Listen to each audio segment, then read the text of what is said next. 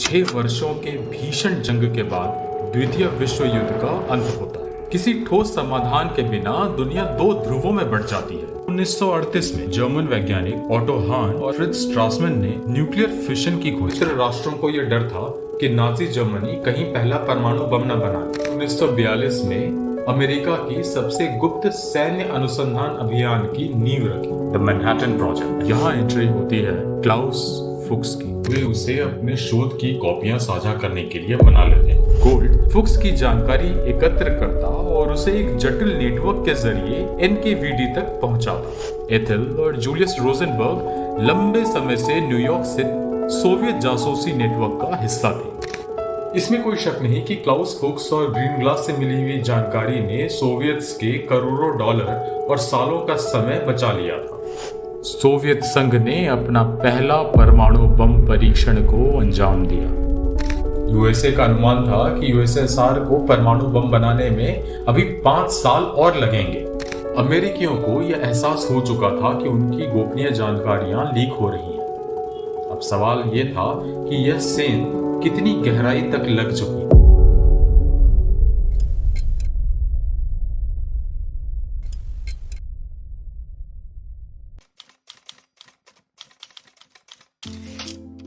मई 1945 6 वर्षों के भीषण जंग के बाद द्वितीय विश्व युद्ध का अंत होता है। यूरोप थक चुका है, बर्बाद हो चुका है। 2 महीने बाद जुलाई 1945 यूनाइटेड स्टेट्स, यूनाइटेड किंगडम और सोवियत यूनियन के नेता पोट्सडैम में इकट्ठा होते हैं पराजित देशों के भविष्य का फैसला करने। वैसे तो बाहरी दुनिया के सामने चर्चिल, ट्रूमन और स्टालिन यूरोप के पुनर्निर्माण के लिए एकजुट नजर आते हैं, लेकिन बंद दरवाजों के पीछे उनके इस गठबंधन में दरारें पड़ने लगी थी। सोवियत्स अब अमेरिका के लिए एक बढ़ती हुई चिंता का विषय बन चुके थे। ये सिर्फ मध्य और पूर्वी यूरोप में अपना प्रभाव फैलाने तक की बात नहीं रही थी। सोवियत्स की महत्वाकांक्षाएं इससे कहीं ज्यादा बढ़ चुकी थी। किसी ठोस समाधान के बिना दुनिया 2 ध्रुवों में बढ़ जाती है। सोवियत ब्लॉक जो यूएसएसआर के नियंत्रण में था और वेस्टर्न ब्लॉक जिसका नेतृत्व यूनाइटेड स्टेट्स कर रहा था। इन दोनों के बीच एक गहरी खाई थी जो जल्द ही आयरन कर्टन के नाम से जानी जाने लगी। कई मायनों में पोट्सडैम कॉन्फ्रेंस शीत युद्ध का पहला बड़ा मोड़ था। इस नई, अस्थिर और शत्रुतापूर्ण विश्व व्यवस्था में यूनाइटेड स्टेट्स के पास एक निर्णायक बढ़त थी, कम से कम फिलहाल के लिए। सब कुछ शुरू हुआ 1938 में, जब जर्मन वैज्ञानिक ऑटो हान और फ्रिट्ज स्ट्रासमैन ने न्यूक्लियर फिशन की खोज की। एक ऐसा वैज्ञानिक चमत्कार जो एक अकल्पनीय शक्ति वाले बम का आधार बन सकता था। द्वितीय विश्व युद्ध के दौरान मित्र राष्ट्रों को यह डर था कि नाजी जर्मनी कहीं पहला परमाणु बम न बना ले। 1939 में महान वैज्ञानिक एल्बर्ट आइंस्टाइन ने अमेरिकी राष्ट्रपति फ्रैंकलिन डी रूजवेल्ट को एक पत्र लिखा जिसमें जर्मनी के परमाणु कार्यक्रम के खतरे को लेकर चेतावनी दी गई। इस पत्र ने 1942 में अमेरिका की सबसे गुप्त सैन्य अनुसंधान अभियान की नींव रखी, द मैनहट्टन प्रोजेक्ट। यह इतिहास का सबसे रहस्यमयी और महत्वपूर्ण मिशन था जिसका उद्देश्य अमेरिकी सैन्य वर्चस्व को सुरक्षित रखना था। कई देशों ने अपने एटॉमिक रिसर्च प्रोग्राम्स शुरू किए तो थे, लेकिन कोई भी अभी तक अमेरिकी प्रयास के भव्यता और महत्वाकांक्षा के करीब भी नहीं पहुंच पाया था। Battleship Missouri, 53,000-ton flagship of Admiral Halsey's Third Fleet, becomes the scene of an unforgettable ceremony marking the complete and formal surrender of Japan.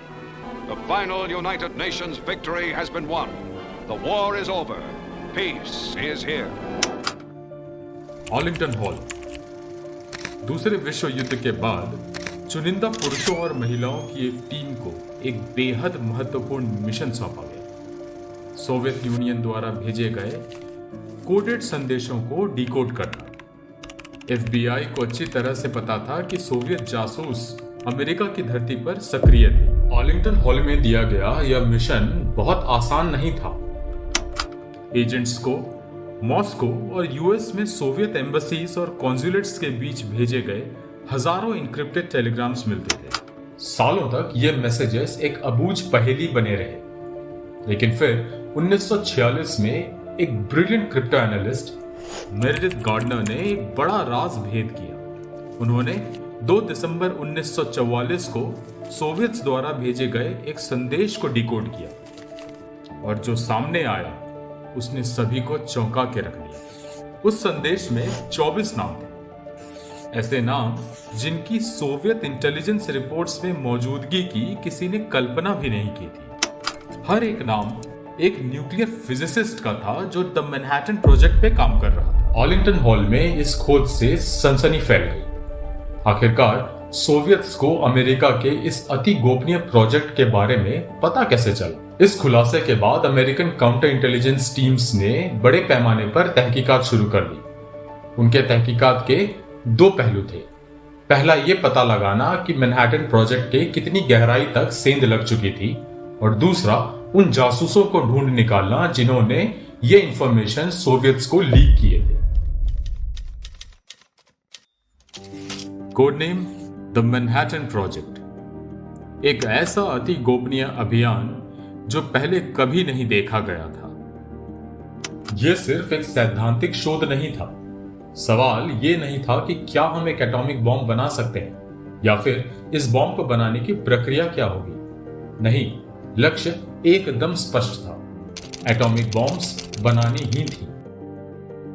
इसके लिए लाखों लोगों की मेहनत, अरबों डॉलर की लागत और एक पूरी नई उद्योग प्रणाली की रचना की जरूरत थी, शुरुआत से लेके अंत तक। यूनाइटेड स्टेट्स और कनाडा में 30 से अधिक साइट्स इस विशाल प्रयास का हिस्सा बनी। इनमें प्रमुख थी ओक रिज, टेनेसी, जहां यूरेनियम 235 का उत्पादन किया गया, हैनफोर्ड, वॉशिंगटन, जहां प्लूटोनियम 239 तैयार किया गया, और सबसे महत्वपूर्ण लॉस एलामोस, न्यू मैक्सिको, वह गुप्त केंद्र जहां बम का वास्तविक रूप तैयार किया गया।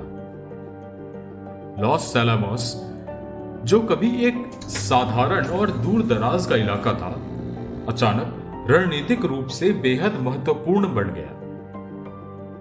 एक बार जब इसे टॉप सीक्रेट रिसर्च फैसिलिटी के लिए चुना गया तो लॉस एलामोस को आधिकारिक नक्शों से गायब ही कर दिया गया।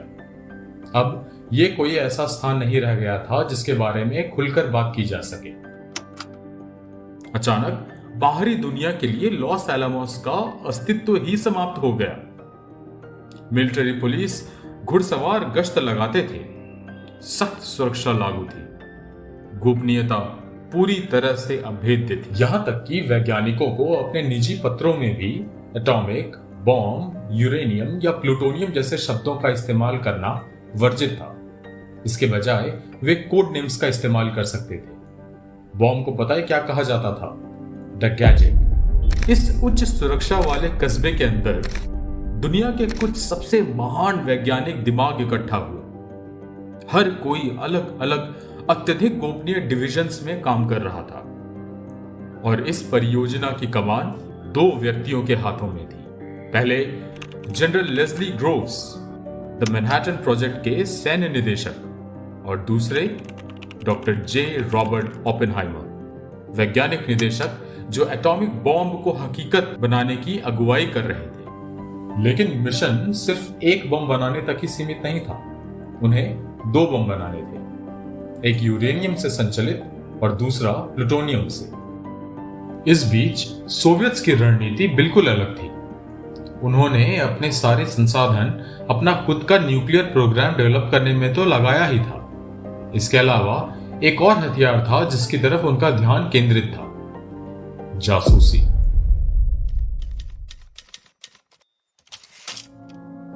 Germany, France, United kingdom, Canada, India, Argentina. दूसरे विश्व युद्ध के दौरान सोवियत यूनियन ने दुनिया का सबसे बड़ा जासूसी नेटवर्क खड़ा किया था। एनकेवीडी, जो बाद में केजीबी बना, के लिए काम कर रहे एजेंट्स ने पश्चिमी दुनिया के सरकारों, उद्योगों और सैन्य संस्थानों के उच्चतम स्तरों तक अपनी पैठ बना ली थी। सोवियत एस्पियोनाज का सबसे दिलचस्प पहलू था वैचारिक रूप से अमेरिकियों की भर्ती। अमेरिकियों के अंदर असंतोष की चिंगारी युद्ध के बहुत पहले से ही सुलग रही थी।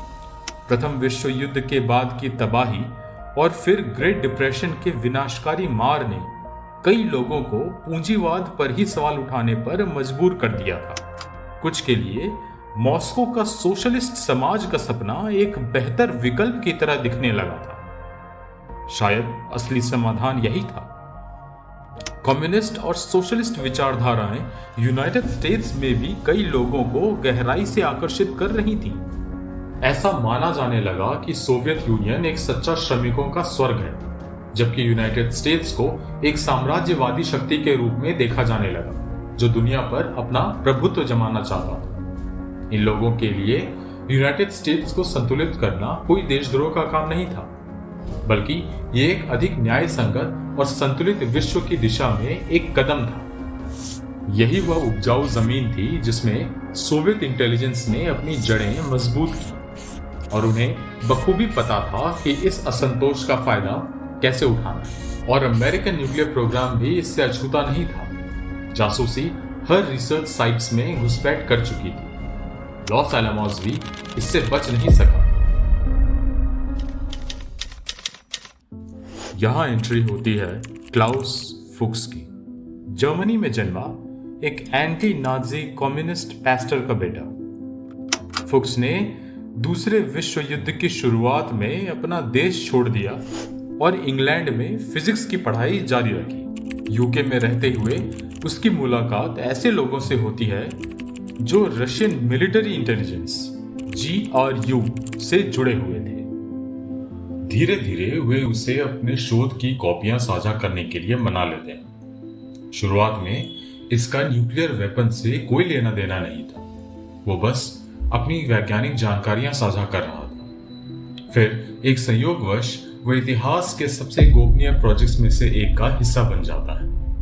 1943 में ब्रिटिश वैज्ञानिकों की एक टीम यूनाइटेड स्टेट्स भेजी जाती है ताकि वे इस परियोजना में योगदान दे सकें।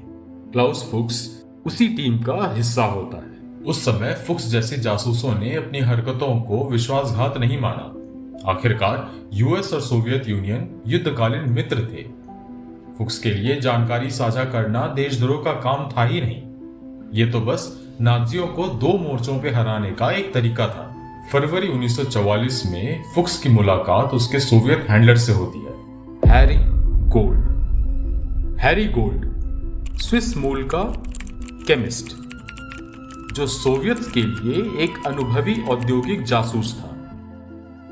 लेकिन फुक्स के मामले में हैरी गोल्ड का बस एक काम था, संदेशवाहक अर्थात मैसेंजर बनना। फुक्स कभी गोल्ड की असली पहचान नहीं जानता था। गोल्ड फुक्स की जानकारी एकत्र करता और उसे एक जटिल नेटवर्क के जरिए NKVD तक पहुंचाता। फरवरी से जून 1944 के बीच क्लाउस फुक्स ने दर्जनों रिपोर्ट्स तैयार की, जिनमें बम डिजाइन से जुड़ी अति गोपनीय जानकारियां थी। ये जानकारी हैरी गोल्ड के माध्यम से सोवियत यूनियन तक पहुंचती है। मूल दस्तावेज तो आज भी गोपनीय है, लेकिन एक अविश्वसनीय सबूत अब भी मौजूद है।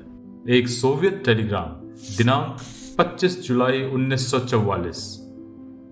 कोड नेम वही था, सबके सामने, लेकिन सबसे छुपा हुआ, REST।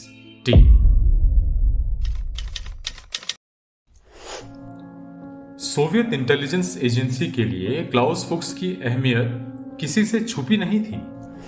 फिर 1944 की गर्मियों में उनका ये भर्ती किया हुआ वैज्ञानिक एक अप्रत्याशित तरक्की पाता है। फुक्स न्यूयॉर्क छोड़ लॉस एलामोस की रिसर्च सेंटर के थ्योरेटिकल डिवीजन में शामिल हो जाता है। क्लाउस फुक्स सिर्फ एक और वैज्ञानिक नहीं था, उसे इम्प्लोजन वेपन से जुड़े हुए कुछ सबसे जटिल मैथमेटिकल मॉडल्स और डिजाइन का जिम्मा सौंपा गया था।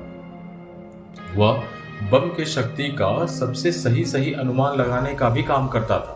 एटॉमिक बॉम्ब के डेवलपमेंट में लिखे गए कई फंडामेंटल रिसर्च पेपर्स पर क्लाउस फुक्स का नाम है। लॉस एलामोस में फुक्स की स्थिति रणनीतिक रूप से बेहद महत्वपूर्ण थी। ज्यादातर मैनहट्टन प्रोजेक्ट्स के वैज्ञानिकों को अपने कार्य क्षेत्र से परे ज्यादा जानकारी नहीं होती थी, लेकिन इसका एक अपवाद था, लॉस एलामोस का कोलोक्वियम सीरीज।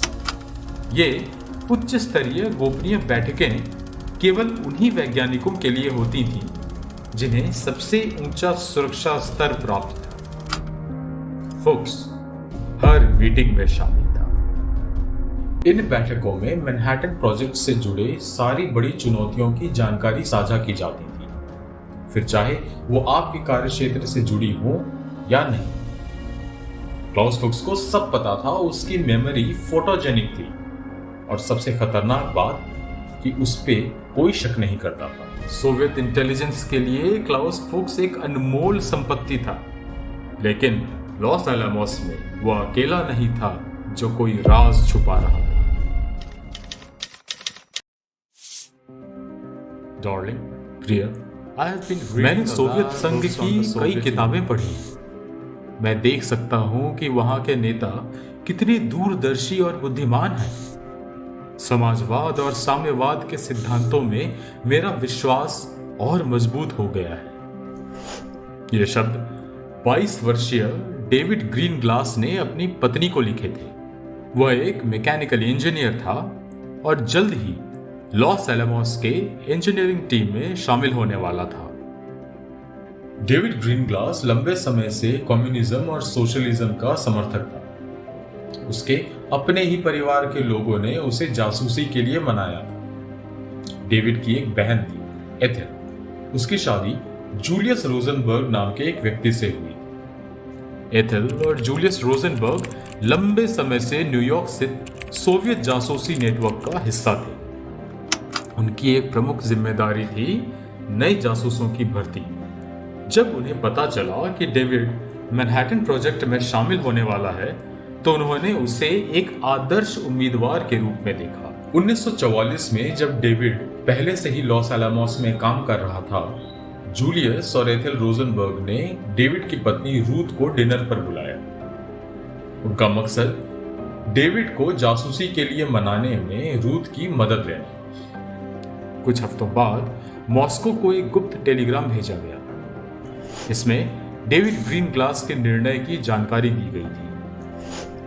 इस संदेश में डेविड का कोड नेम था कैलिबर और उसकी पत्नी का नया नाम रखा गया ओसा। 16 दिसंबर 1944 को डेविड ग्रीनग्लास सोवियत्स के लिए मैनहट्टन प्रोजेक्ट का एक अंडरकवर जासूस बन जाता है।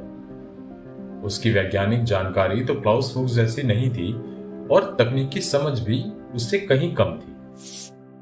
कैलिबर टायर में छुट्टी पर आया है। उसने हमें कैंप 2 की एक हस्तलिखित योजना और वहां हो रहे कार्यों की जानकारी दी। इस कैंप का मुख्य कार्य एक ऐसा मैकेनिज्म को बनाना है जो विस्फोटक उपकरण को सक्रिय करे। इनके वीडी के इस टेलीग्राम से पता चलता है कि यह युवा जासूस क्या भेज रहा था। लॉस एलामोस का एक नक्शा और वहां चल रहे शोध का पूरा ब्यौरा। अब जानकारी बाहर लीक होने लगी थी। लॉस एलामोस के अंदर क्लाउस फुक्स और डेविड ग्रीनग्लास अपने कार्य पर विस्तृत रिपोर्ट तैयार कर रहे थे। वे पन्ने के पन्ने गणितीय समीकरणों से भरते, बम के विभिन्न भागों की योजनाएं खींचते और इन संवेदनशील दस्तावेजों को बाहर पहुंचाने के लिए गुप्त तरीकों का इस्तेमाल करते। 2 जून 1945 को क्लाउस फुक्स की मुलाकात सैंटा फे में अपने संपर्क अधिकारी हैरी गोल्ड से होती है। इस दिन वह सोवियत संघ के सबसे महत्वपूर्ण दस्तावेजों में से एक सौंपता है, एक विस्तृत योजना जिसमें प्लूटोनियम बम का पूरा डिजाइन और सटीक माप शामिल थे। इस दस्तावेज से एक और चौंकाने वाली जानकारी सामने आई। वो ये थी कि अमेरिका अपना पहला परमाणु परीक्षण 1945 के जुलाई में करने वाला था। इसमें कोई शक नहीं कि क्लाउस फुक्स और ग्रीनग्लास से मिली हुई जानकारी ने सोवियत्स के करोड़ों डॉलर और सालों का समय बचा लिया था। अगर उन्हें यह जानकारी नहीं मिलती तो उन्हें भी उन्हीं चुनौतियों का सामना करना पड़ता जो दुनिया के बाकी वैज्ञानिक झेल रहे थे। जुलाई 1945 में जब अमेरिकी परमाणु परियोजना की जानकारी धीरे धीरे एनकेवीडी के हाथों में जा रही थी, 250 वैज्ञानिक और तकनीशियन न्यू मैक्सिको के रेगिस्तान में इकट्ठा हुए। वे दुनिया का पहला परमाणु परीक्षण की तैयारी कर रहे थे। 16 जुलाई 1945 सुबह 5:30 बजे।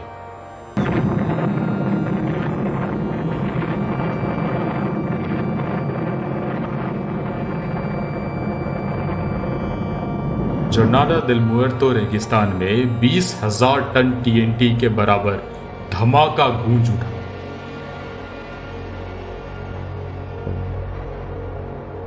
विस्फोट से बनी मशरूम जैसी बादल की आकृति 300 किलोमीटर दूर तक देखी जा सकती थी। इस धमाके के कुछ दिनों बाद अमेरिका ने जापान को आत्मसमर्पण करने की चेतावनी दी, लेकिन 28 जुलाई को जापानी सरकार ने इसे ठुकरा दिया। 6 अगस्त 1945 हिरोशिमा पे लिटिल बॉय गिराया जाता है।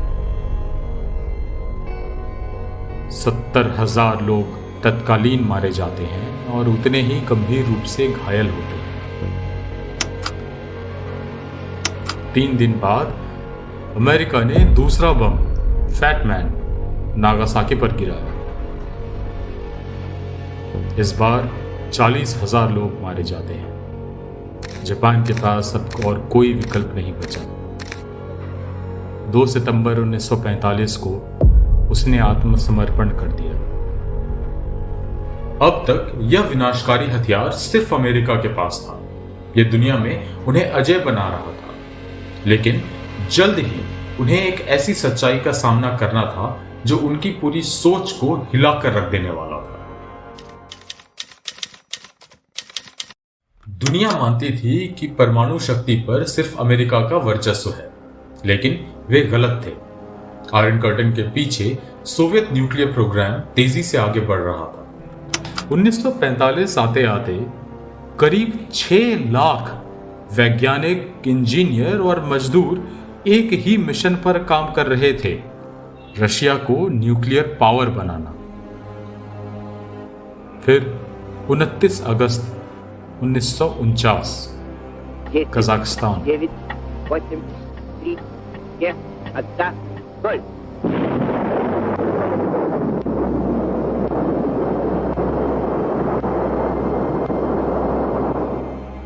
सोवियत संघ ने अपना पहला परमाणु बम परीक्षण को अंजाम दिया।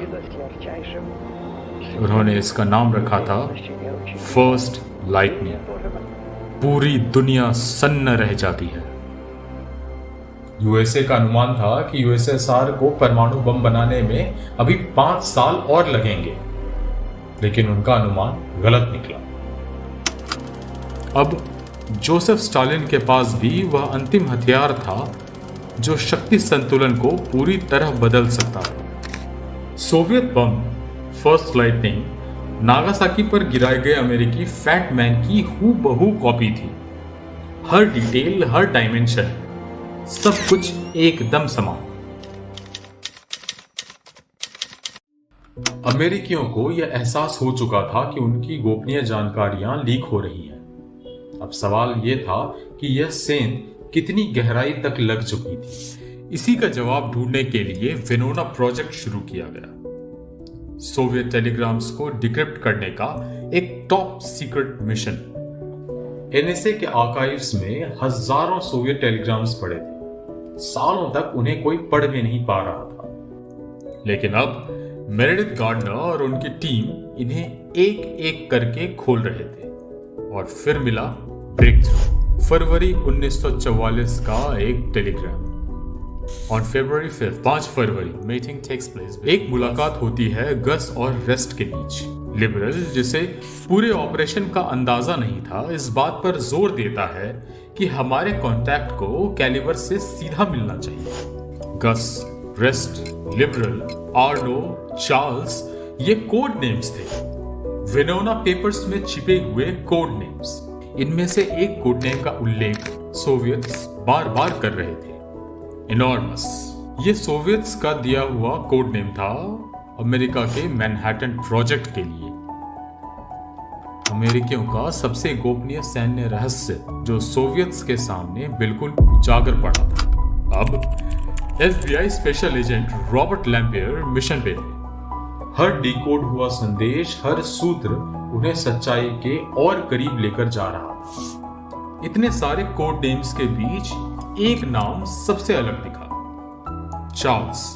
इस चार्ल्स को बाद में सोवियत्स ने रेस्ट के नाम से पुकारना शुरू किया था। एजेंट लैम्पियर को फिर एक सुराग मिलता है, Christmas 1944। Charles New Haven Connecticut का एक रहस्यमय दौरा करता है। लैम्पियर ने लॉस एलमोस के छुट्टी के रिकॉर्ड्स छान मारे। उन्हें बस 3 ऐसे व्यक्ति मिले जो उस समय न्यू हेवन की यात्रा पर थे। उनमें से एक क्लाउस फुक्स भी था, जिसकी बहन न्यू हेवन में रहती थी। अब और कोई शक नहीं था, क्लाउस फुक्स ही उनका मुख्य संदिग्ध था। क्लाउस फुक्स इंग्लैंड लौट चुका था और ब्रिटिश एटॉमिक प्रोजेक्ट पर काम कर रहा था, लेकिन इंटेलिजेंस एजेंसियां अब उसके बहुत करीब थी। MI5 को यकीन था कि फुक्स ही उनका मुख्य संदिग्ध है, लेकिन वे वेरोना प्रोजेक्ट को उजागर किए बिना उससे कबूलनामा चाहते थे। सीधा इंटेरोगेशन बहुत ही जोखिम भरा हो सकता था, इसीलिए उन्होंने एक अलग तरीका अपनाया। ये कोई इंटेरोगेशन रूम में नहीं हुआ, कोई तेज लाइट्स नहीं, कोई सख्त पूछताछ नहीं। जगह एक पब। 3 लंच मीटिंग्स के दौरान MI5 का एक इन्वेस्टिगेटर फुक्स से लगातार बातचीत करता रहा, धैर्यपूर्वक उसे ऐसे सवालों में उलझाया जहां से निकलना मुश्किल था। धीरे धीरे फुक्स बोलने लगा। आखिरकार एक और ब्रेक थ्रू। क्लाउस फुक्स को गिरफ्तार कर लिया गया। हिरासत में आते ही उसके कबूलनामे ने सुरक्षा उल्लंघन के असली पैमाने को उजागर कर दिया। उसने सिर्फ छोटी मोटी जानकारियां नहीं दी थी, बल्कि सब कुछ सौंप दिया था। सोवियत्स को बम के dimensions, core mechanics, explosive triggers, यहां तक कि उसके पीछे की गणनाएं भी मिल गई थी। फुक्स के लिए यह गद्दारी और देशद्रोह का सवाल ही नहीं था। वह परमाणु ज्ञान को किसी एक देश की जागीर नहीं मानता था। उसके मुताबिक यह पूरे विश्व की विरासत थी। क्लाउस फुक्स के जेल जाने के बाद इन्वेस्टिगेटर्स ने अगला नाम खोजना शुरू किया, गस उर्फ आर्नो। सोवियत फाइल्स में लिखा था कि वह क्लाउस फुक्स का संपर्क व्यक्ति था। पूछताछ के दौरान फुक्स को एक तस्वीर दिखाई जाती है। बिना पल गवाए फुक्स ने उस व्यक्ति की पहचान कर ली, हैरी गोल्ड। मई 1950 हैरी गोल्ड गिरफ्तार कर लिया गया और एक बार जब उसने बोलना शुरू किया तो सोवियत इंटेलिजेंस का पूरा नेटवर्क बिखरने लगा। उसने अपने आप को बचाने के लिए एक और नाम लिया, डेविड ग्रीनग्लास। FBI तुरंत हरकत में आई। ग्रीनग्लास से पूछताछ शुरू की गई। उसे पता था कि यह खेल अब उसके लिए कितना खतरनाक हो चुका है। उसके पास अब 2 ही रास्ते बचे थे, या तो अपनी पत्नी रूथ को बचाए या किसी और का नाम ले। और उसने क्या चुना? उसने अपनी बहन एथल रोजनबर्ग का नाम लिया, जिसका मतलब कि एथल रोजनबर्ग का पति जूलियस रोजनबर्ग अब FBI के निशाने पर था। 1950 के अंत तक जूलियस और एथल रोजनबर्ग का मुकदमा 20वीं सदी के सबसे कुख्यात कानूनी मामलों में से एक बन चुका था। वेरोना डिक्रिप्ट्स ने साफ दिखा दिया था कि वे इस साजिश में शामिल थे, लेकिन यह अहम टेलीग्राम कभी अदालत तक नहीं पहुंचे। देखिए, अमेरिकियों के सामने एक मुश्किल थी। अगर वे अदालत में यह मान लेते कि उन्होंने सोवियत कोड्स क्रैक कर लिए हैं, तो यह बात सोवियत्स को भी पता चल जाती और अमेरिकियों की जासूसी गतिविधियां खतरे में पड़ जाती। इसीलिए यह पूरा मुकदमा गवाहों की गवाही पर ही टिका रहा था। और सबसे खतरनाक गवाही आई थी डेविड ग्रीनग्लास की तरफ से। रोजनबर्ग्स के खिलाफ सबूत बहुत भारी थे, लेकिन वे कभी टूटे नहीं। यहां तक कि जब उन्हें मौत की सजा का सामना करना पड़ा तब भी उन्होंने न तो कबूल किया और न ही किसी से समझौता। सरकार ने उन्हें पेशकश दी कि अगर सच बोलोगे तो जिंदा रहोगे। उन्होंने इनकार कर दिया और 19 जून 1953 को उन्हें फांसी दे दी गई। बाकी सबकी किस्मत उनसे थोड़ी अलग थी। क्लाउस फुक्स 14 साल कारावास, डेविड ग्रीनग्लास 15 साल कारावास, हैरी गोल्ड 30 साल कारावास। यह कहानी महज कुछ राज चुराने की कहानी नहीं है। ये उन लोगों की कहानी है जिन लोगों ने पूरी दुनिया का रुख बदल कर रख दिया था। इन परमाणु जासूसों के चलते सोवियत संघ को परमाणु बम बनाने में 5 साल कम लगे। इसके चलते शीत युद्ध और भी खतरनाक हो गया था। क्लाउस फुक्स को लगता था कि वह दुनिया को परमाणु युद्ध से बचा रहा है।